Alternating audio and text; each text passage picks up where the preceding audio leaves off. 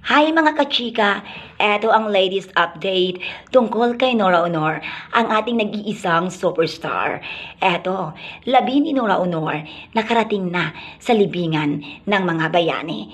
Eto mga kachika, bago ang paghatid sa kanya sa libingan ng mga bayani, ay nagkaroon muna ito ng State Necrological Tribute na ginanap sa Metropolitan Theater. Naging madamdamin at puno ng pagmamahal ang tribute para kay Nora, kung saan nagbigay ng kanilang speech sina Ricky Lee, Joel Lamangan, Charo Santos Concho at ang anak nitong si Ian De Leon. Ayon kay Ian, isinigaw talaga niya mabuhay si Nora Aunor. Yan ang sigaw ng kanyang anak.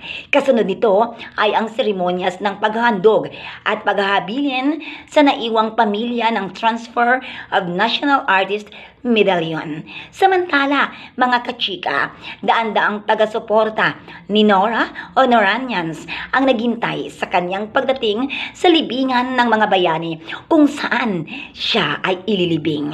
Di alintana ang init, mga kachika, hindi nila pinansin ang tinag ng araw. Ang mga ito ay tahimik lamang na naghintay at nagpunta sa libingan ng mga bayani upang magbigay ng kanilang huling pamamaalam at respeto sa namayapang haligi ng Philippine entertainment industry. Para kay Nora Aunor, saludo kami sa iyo. Ikaw ang pinaka-the best actress.